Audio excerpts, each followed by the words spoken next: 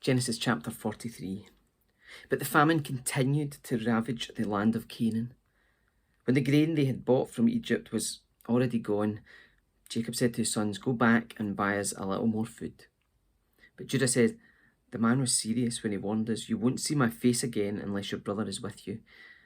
If you send Benjamin with us, we will go down and buy more food. But if you don't let Benjamin go, we won't go either. Remember, the man said, you won't see my face again unless your brother is with you." "Why were you so cruel to me?" Jacob moaned. "Why did you tell him you had another brother?" "The man kept asking us questions about our family," they replied. "He asked, 'Is your father still alive? Do you have another brother?' So we answered his questions. How could we know he would say, 'Bring your brother down here'?" Judah said to his father, "Send the boy with me, and we will be on our way. Otherwise, we will all die of starvation. And not only we, but you and our little ones. I personally guarantee his safety. You may hold me responsible if I don't bring him back to you. Then let me bear the blame forever. If we hadn't wasted all this time, we could have gone and returned twice by now." So their father Jacob finally said to them, "If it can't be avoided, then at least do this. Pack your bags with the best products of this land. Take them down to the man as gifts: balm, honey, gum, aromatic resin, pistachio nuts, and almonds. Also take double the money that was put back in your sacks, as it was probably someone's mistake.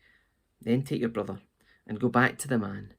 May God Almighty give you mercy as you go before the man, so that he will release Simeon and let Benjamin return. But if I must lose my children, so be it." So the men packed Jacob's gifts and doubled the money and headed off with Benjamin. They finally arrived in Egypt and presented themselves to Joseph. When Joseph saw Benjamin with them, he said to the manager of his household, "These men will eat with me this noon. Take them inside the palace. Then go slaughter an animal and prepare a big feast." So the man did as Joseph told him and took them into Joseph's palace. The brothers were terrified when they saw that they were being taken into Joseph's house. "It's because of the money someone put in our sacks last time we were here," they said. "He plans to pretend that we stole it. Then he will seize us, make us slaves, and take our donkeys." The brothers approached the manager of Joseph's household and spoke to him at the entrance to the palace. "Sir," they said, "we came to Egypt once before to buy food. But as we were returning home, we stopped for the night and opened our sacks. Then we discovered that each man's money, the exact amount paid, was in the top of his sack. Here it is. We have brought it back with us. We also have additional money to buy more food. We have no idea who put the money in our sacks." "Relax. Don't be afraid," the household manager told them.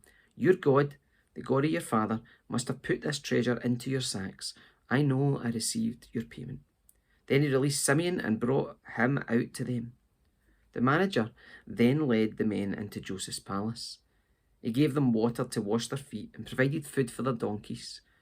They were told they would be eating there, so they prepared their gifts for Joseph's arrival at noon. When Joseph came home, they gave him the gifts they had brought him, then bowed low to the ground before him.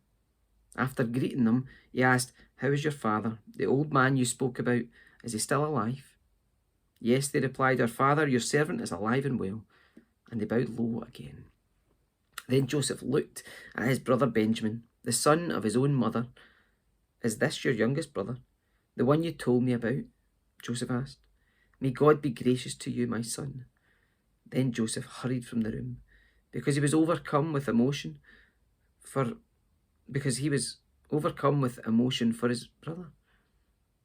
He went into his private room where he broke down and wept. After washing his face, he came back out, keeping himself under control. Then he ordered, "Bring out the food." The waiter served Joseph at his own table, and his brothers were served at a separate table. The Egyptians who ate with Joseph sat at their own table because Egyptians despise Hebrews and refused to eat with them. Joseph told each of his brothers where to sit, and to their amazement, he seated them according to age, from oldest to youngest. And Joseph filled their plates with food from his own table, giving Benjamin 5 times as much as he gave the others, so they feasted and drank freely with him.